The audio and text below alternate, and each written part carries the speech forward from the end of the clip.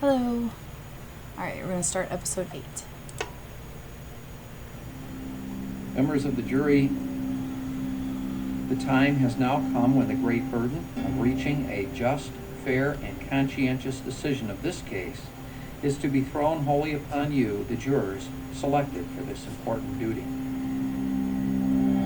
The Great Burden is the title of Making a Murderer's 8th episode, clearly implying that it was a burden that prosecutors didn't meet. Only they pretty obviously did. The burden is guilt beyond reasonable doubt, not guilt beyond any doubt. In other words, reasonable doubt is not any doubt at all, and this is a very important distinction.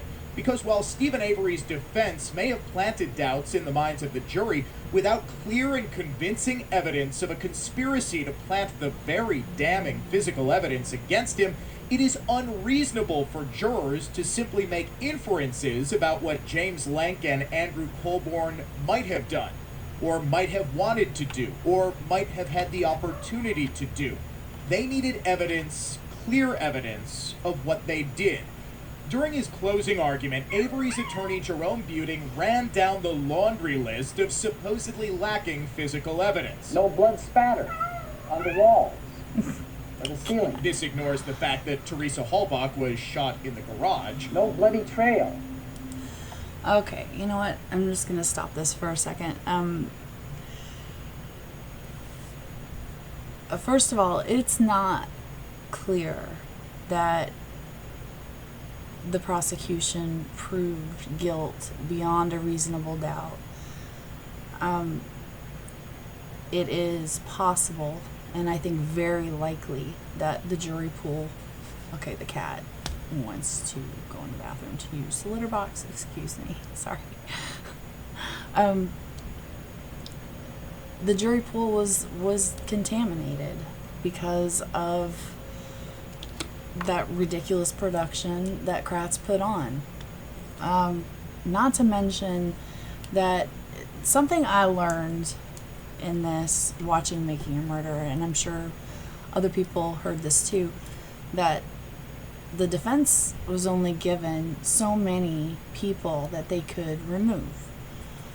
And I guess the prosecution too. And then they're stuck with what's left.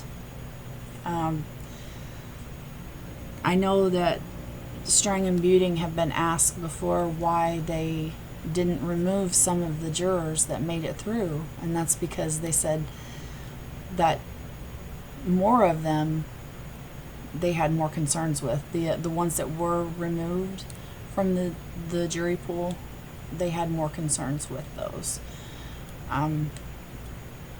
Most of the jury questionnaires that they're going through are showing sorry, cats, like most of the questionnaires that Dean and Jerry are going through are showing, where the jury, potential jurors are being asked all these questions, is there any reason why you cannot be on this jury? And a lot of them are saying, because I already believe that he's guilty, because blah.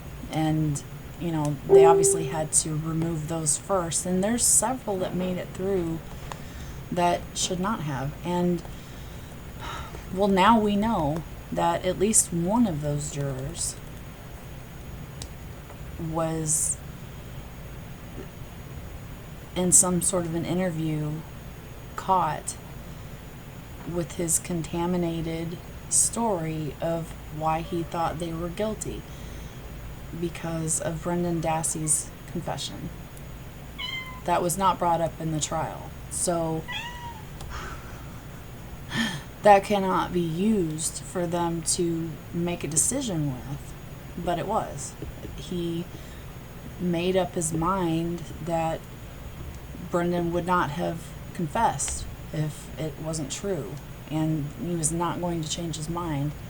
You listen to the interviews with the juror that was dismissed, where he said that there was 3 that refused to participate, and it was 7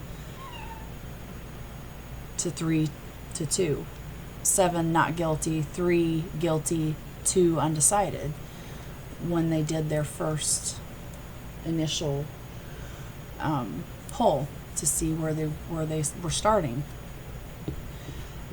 And like I said, I really believe that most of the time the defense really did shoot down everything that the prosecution said. And I think it's bullshit, honestly, that Ken Kratz in his closing arguments was the first time that he ever said that Teresa was killed in the garage. Now, what the hell is the defense supposed to do about that? They have been told all along that they believe Teresa was raped and tied up in the bedroom and stabbed, her throat cut, blah, blah, all these things that were in Brendan Dassey's confession. They were forming a defense for, so they're not really prepared to just suddenly at the end of the trial have this shit thrown on them. Well, none of that would be found in there because she was killed in the garage. That's really not cool, and I don't know how that is even allowed. I thought you had to share your accusations of what you believe happened so that the defense can defend against that. It just seems like, that was changed, and I don't know that that's something that should have happened. I don't like it at all. I think it's shady. I think it's shitty, honestly. But anyway. Of a body being carried out of that bedroom into the garage or into the burn pit. This ignores the very likely possibility that Avery and Dassey would have cleaned up after themselves, since, Dassey's alibi was that he was cleaning Avery's garage that day and there were bleach stains found on his jeans. Except that, like I said before, you look at the pictures of the bedroom, you look at the pictures of the garage. Neither of those rooms or places were cleaned. They may have been cleaning a spot on the garage, but it wasn't like they were cleaning a crime scene. They were cleaning some sort of spot. From what I understand, something leaked out from one of the cars Stephen was working on in the garage, and they cleaned that spot up. Obviously, if they were trying to clean up all the evidence and all the blood and all the DNA and all the hair and everything else that should be there, they probably, if they were so amazing at doing this, they probably would not have missed the bullets. They probably would not have missed the shell casings. They probably would not have missed the deer blood on the floor. And I would imagine that Stephen Avery's DNA, dust, and all that other crap that was all over the place would have been cleaned with all of Teresa's DNA and other, evidence, blood and stuff. So, yeah. Nothing on the carpet, nothing on the back stoop, the deck, anywhere. This, again, ignores the possibility that either this was cleaned or that Avery and Dassey used a tarp or sheets to drag the body and then burned those sheets or tarp in the bonfire, which, remember, both of them said they had started that night. No scratches on the headboard. No rope fibers on the headboard. Nothing that would indicate somebody restrained, struggling for their life, who was murdered in that bedroom. This again ignores that she wasn't murdered in that bedroom. Buting also presumes that there would necessarily have been rope fibers left on the headboard and that Halbach was able to struggle fiercely enough to leave physical evidence of said struggle. Yeah, if somebody is cutting your throat, stabbing you, raping you, first of all, they never said anything about her being gagged, so she would probably be screaming pretty damn loud. With all the other testimony, everybody was home at that time, except a short amount of time where Barb was gone with Scott to visit his mom in the hospital. And then possibly when she went over to visit him after getting back from the hospital, but she was there at times, and I would imagine if there was all this murdering, raping, stabbing, cutting, shooting, somebody would have heard gunshots, somebody would have heard screaming, somebody would have smelled her being burned. You know, just saying, there's so many things that none of that makes sense. I don't care where you say she was killed. If it was the garage, the house, outside in the damn field. Nobody heard anything. Nobody saw anything. There's no evidence anywhere that it should be. If this is what you're trying to say, it happened in the garage. Well, where's the evidence? Whereas if all this stuff happened in the garage, where's the evidence? Where is it? There is none. And I'm sorry, but Stephen Avery, a trained forensic crime scene person with all that shit in that garage, could not have cleaned it up perfectly and then left Stephen's DNA, Stephen's shit, you know, dirt, dust, deer blood, other random things that were spilled on the garage floor. You know, there would be traces of bleach or something, you know, large spots of bleach if something had been cleaned up with bleach. Yeah, sorry, there wasn't. Since the defense could not directly rebut what was likely the state's strongest evidence, DNA from Teresa Halbach that was found on a bullet that was fired from Stephen Avery's .22 caliber rifle and lying in his garage, it had to instead imply that the state crime lab analyst who tested the bullet was somehow in on the conspiracy to frame Avery. Okay, no. Again, it was not conclusive that that bullet fragment came from that gun specifically, only that it came from that type of gun specifically. There's a difference, and if, like I said before, there's one of the other brothers owns that same type of gun. I would imagine others on the property own that same type of gun, a .22, something that you would use to shoot the small animals like rabbits and things like that. Yeah, imagine. I don't know for sure who all has that kind of gun, except for one other person for sure on that property. And that's not counting all the people not on that property that also could have been involved or done this, that would own that type of gun. My dad sure as hell didn't kill her, but he obviously, you know, has that type of gun. So I'm just saying, it's because it couldn't be linked specifically to that gun. Who knows? These agents are telling Ms. Culhane what they want. And this is November 11th. Well, here it is, March. She's working on this bullet fragment now, and she still has not found one item that links Teresa Halbach to Mr. Avery's house or garage. So she's got to feel some pressure. But in the very next scene, Rebutting claims this was just a conspiracy of two. This could be done by two officers, really one officer. The one officer who keeps coming up, Lieutenant Link, whose name's on the evidence transmittal from the 1985 case just a couple years earlier. This ignores the fact that the tiny little needle hole in Stephen Avery's blood vial, you know, the one that Rebutting had earlier claimed was the smoking gun evidence that someone removed blood from that vial in order to plant it, was actually from the blood collection process. All right. Guy, you repeat yourself a lot, and you're making me repeat myself a lot just because I just really feel the need to rebut all of this. You know, again,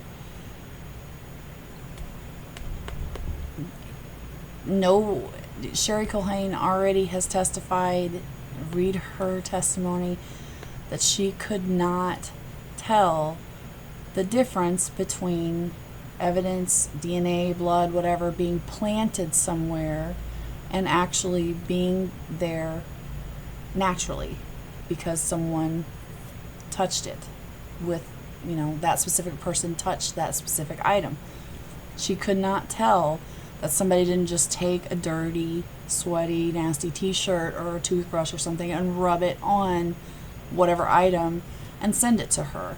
She can't tell the difference. So no, I don't think anybody's saying that Sherry Culhane is in on this, even though, you know, She is part of this little crew that's been around since the beginning, who decided to take a year to do the DNA test that would exonerate Stephen from the rape case. Something like that you would think would be rushed, like you said about the FBI test. Trying to get someone exonerated seems like something you would probably want to rush and get right away. But, a year, that's a long time. I realize they're backed up and things, but come on. Delaying that as long as possible just to see, is there anything else? Is there anything else we can do to keep him in jail? It just seems like that's what they want. They want him in jail. I don't know why. I have no idea why. They're the only ones that know that. But that's what it looks like. And, this actually could have been done. The evidence that was planted by one or two people. I mean, we'll just say Link, for example. Link could have gotten the blood from the vial, if that's where it came from, to plant in the car. Link, I'm pretty sure, had the key. So what else was there? Like I said, I don't believe that any of the police had anything to do with where the car was parked and covered with debris. And I don't believe that had anything to do with putting the items in the burn barrel or in the burn pit. I don't believe they killed her. So we're talking about planting a key and possibly blood by the police. Like I said, one or two people, nobody else has to know about it. Very easy to plant these things with one or two people. And that's all it would take, really.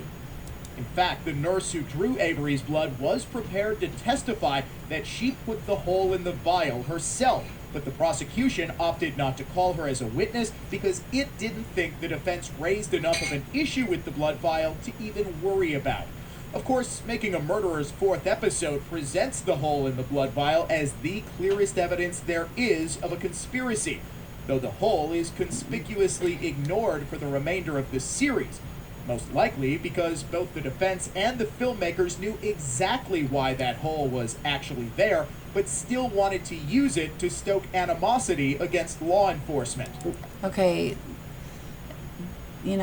whatever. First of all, I don't believe that the defense thought that the blood vial was their number one biggest piece of evidence. I think that they thought the key showing up after several searches was probably their biggest piece of planting evidence. The blood box with the tape cut, replaced with Scotch tape, the inside of that box with the styrofoam thing that had the evidence tape cut, the obvious tampering of that box, that container, and possibly the purple top on the tube being removed or some needle inserted into it. Those are possibilities. They're definitely possibilities. They're pretty strong possibilities. Somebody tampered with that at least at some time. Trying to say that it happened specifically at this time to plant the evidence with the blood, we can't really know that for sure because there was not accurate records being kept in the evidence lockers. The lady who in the clerk's office, she testified, I believe, that accurate record keeping did not start until after this because she was aware that some people were being allowed to go through into the evidence room without signing out.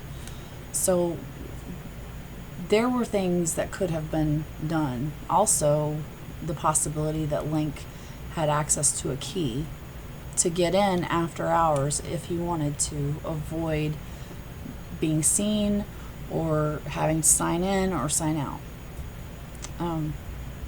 There is the possibility, and you cannot deny that there's the possibility. And something I want to really, really stress is that again, that Denny ruling, that the defense is not allowed to bring up anyone else,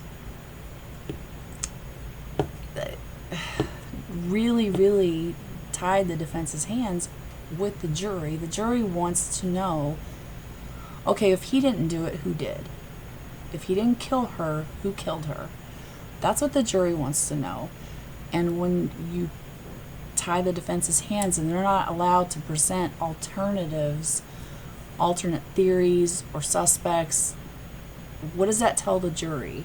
Just like Ken Kratz said, well, you have to either believe that Stephen Avery did this, or you have to believe that the police did this. One of the cops did this. And I really think that's so unfair that Kratz makes the jury feel like they have to jump there to assume that one of the cops killed Teresa, burned her body, planted all this stuff just to frame Stephen because they didn't want to pay this $36 million. I don't believe that happened, but, I don't believe they should have had to make that leap.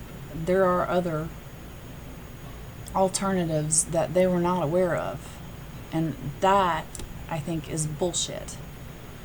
That the defense was not allowed to put on a full defense, which would be introducing alternate theories, alternate, suspects, and without saying for sure 100% this guy killed her, here's the evidence to prove it, and this isn't fucking Perry Mason. That's not going to happen in most cases. You're not going to get some witness up on the stand and just through your random questioning, or you can't really ask them specific things about specific things because it might make them look guilty. It might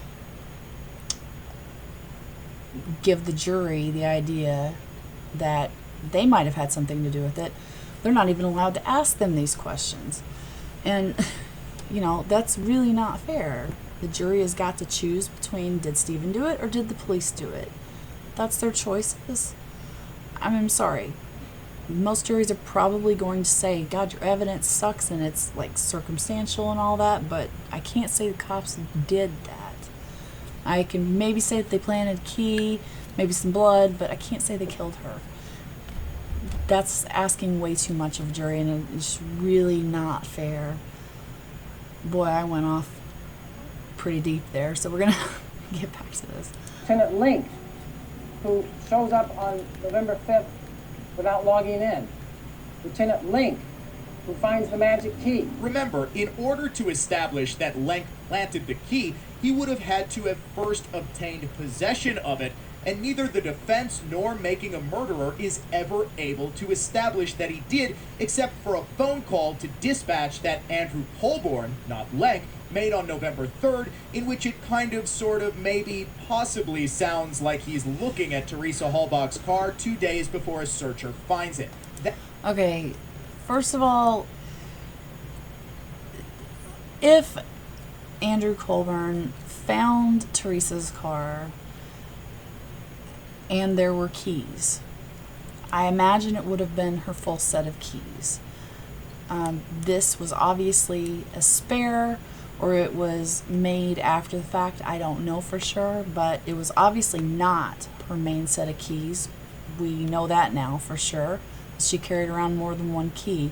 You listen to her business partner who tells you that she has 2 keys just for their photography studio alone.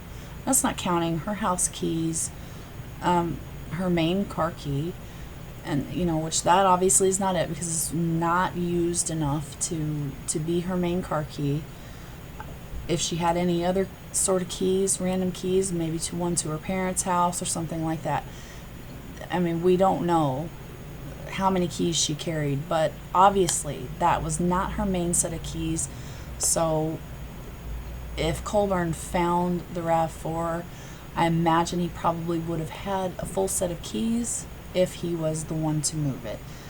I don't think that it was there. I don't think that her full set of keys was with her car. I think that her full set of keys was destroyed. Who knows where they are? gone. Same with her personal camera.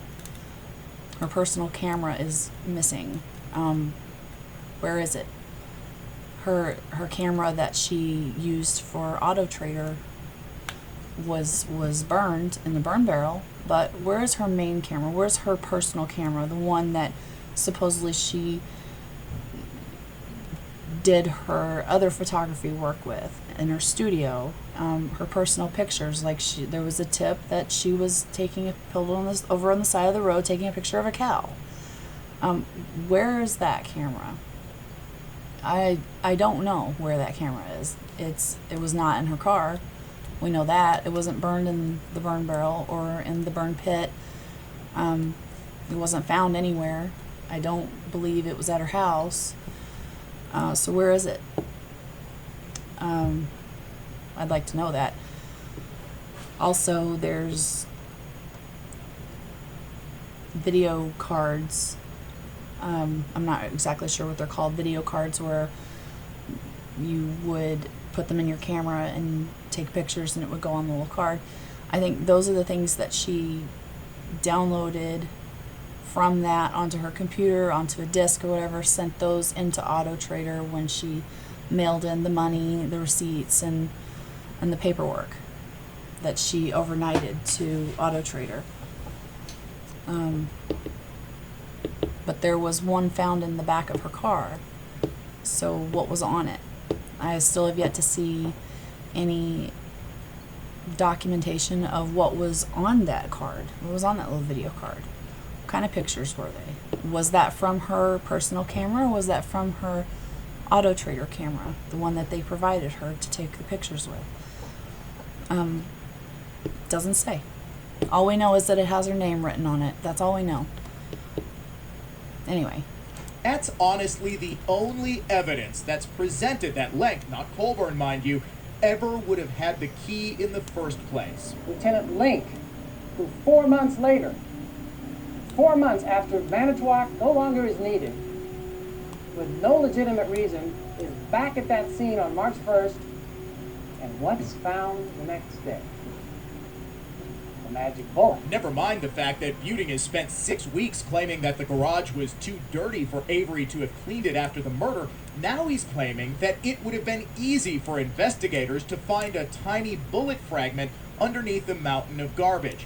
Okay, yeah, because that's what they're trained to do, actually, is to find those little small traces of evidence, fibers. Okay, if they can find fibers, they can damn sure find us a bullet fragment. I don't care how small the damn thing is. And it wasn't that small. You could see it with your eyes. You can't see fibers with your eyes. Those people are trained to find those things. You're damn right. And they did pull everything out of that garage. They pulled everything that was all around the walls of the garage. They looked at every item for any kind of blood, any kind of evidence. It was all examined. They moved all that shit out. Okay, yeah, that's their job. Okay, they're supposed to be finding that stuff. You're damn right. And if they didn't find it, how many times did they search the garage? Like 5? Yeah. Another thing, let's talk about Link and Colburn. Why were they there? They should not have been there. The sheriff for Calumet County, Poggle, he completely lied to the media. He lied to everybody in the public, saying that Manitowoc Sheriff's Department was not involved in this case. They were not doing anything other than providing equipment and resources. That's all. They were not supposed to be actively participating in searching the property. They really should not have been there because of the conflict of interest. Otherwise, what was the point of turning over the whole thing to Calumet? What was the point of getting the prosecutor from Calumet to be the one to try the case instead of Manitowoc? Why? Because they didn't want the appearance of any impropriety. So then why the hell were they there? And they're always there when key pieces of evidence are found. The key, I mean, the bullet, they were there. They really didn't need to be there. We're talking about, not 40-acre piece of land, 4,000 cars being searched, God knows how much property surrounding the area, and buildings. We're talking about just one place. They want to go and search the garage. That's all. There's no reason for Link and Colburn to be there. There was no reason for either of them to be there when they went to go search for that bullet. After the forensic anthropologist said that she believed she was shot in the head, they went to search the garage for a bullet. And there you go. Link and Colburn, there they are, and they found it. Well, it's interesting. And remember, he had presented no evidence that Lenk either had that bullet fragment or the gun from which the bullet was fired. He merely says that Lenk was in the garage before the bullet was found. This is once again an example of the post hoc ergo propter hoc logical fallacy, which in English means after the thing, therefore because of the thing. Rebutting is claiming that merely because Lenk was in the garage, his presence there caused the bullet to be found the next day. Without more evidence than that, his assertion simply doesn't stand up to scrutiny. What you just said is pretty dumb. I'm sorry. That doesn't even make sense. Because Link was in the garage, the bullet just magically appeared. I don't think that's what he's saying. I think he's saying that it's possible that bullet wasn't there when they pulled everything out of the garage and searched everything. But 4 months later, Link goes in there. Suddenly, they find the bullet. You can't at least admit that it's possible that he put that damn thing there. I mean, we're talking about a tiny little bullet. I mean, how hard do you think it would be for him to hide that on himself and just drop that and not anybody notice because they're too busy searching their own area? Why was he even there? He didn't need to be there. Way too much suspicious shit going on. That's all I'm saying. It at least should be questioned. It at least should be considered as possibility. Anyway, I'm going to end this video and finish this in the next one.